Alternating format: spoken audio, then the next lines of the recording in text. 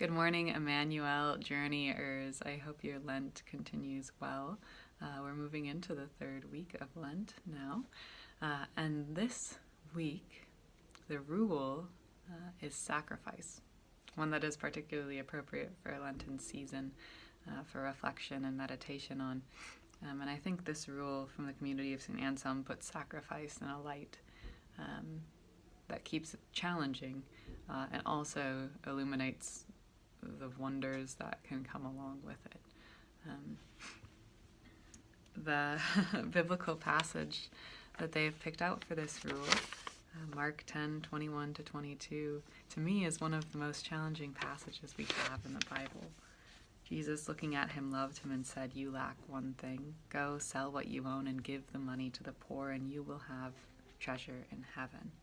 Then come, follow me." Poverty is one of the traditional monastic vows, and poverty can mean different things to different communities and to different people. It's not always living at a certain level of income, but it is choosing to live in a way of simplicity, choosing to live in a way that puts us in relationship and in solidarity with others, and that does keep in mind the poor among us.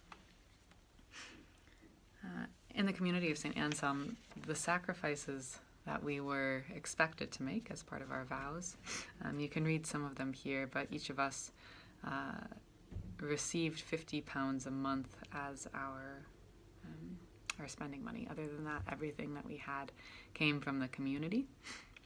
So it was an experience of depending on the community and also then being at a plane of equal or equality.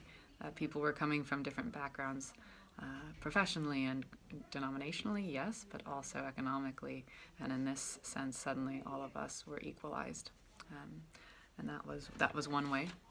Another you'll read is about romantic relationships. So during that year, we didn't begin new relationships, nor if we were in one, move those in any deeper fashion. So no one was engaged, no one was married during that year.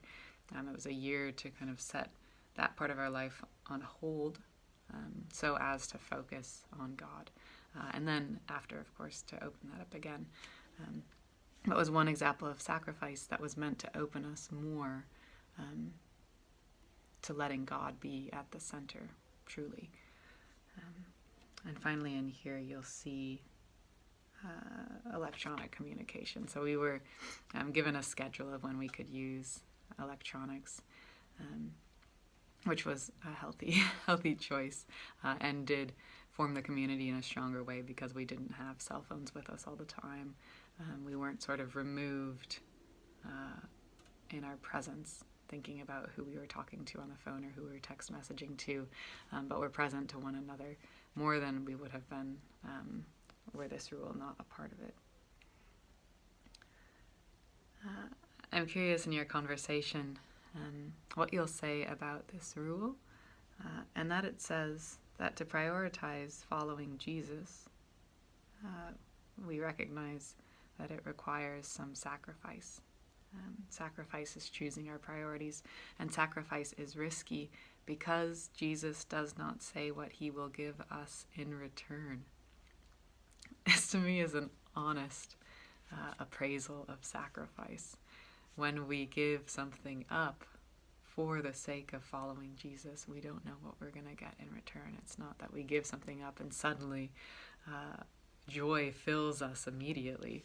There is challenge and there is giving up and grieving and hardship that goes along with sacrifice, and it's a matter of listening to what it is that God calls us each to sacrifice. And Lent is such an appropriate time for that. Also, it highlights the joy of sacrifice, that is the reason that we sacrifice something for God, that we make choices that we're not going to have everything. There's this myth that if we have everything today, we'll be happy. That will be our kind of golden ticket. But certainly not in the Christian tradition is that what we lift up.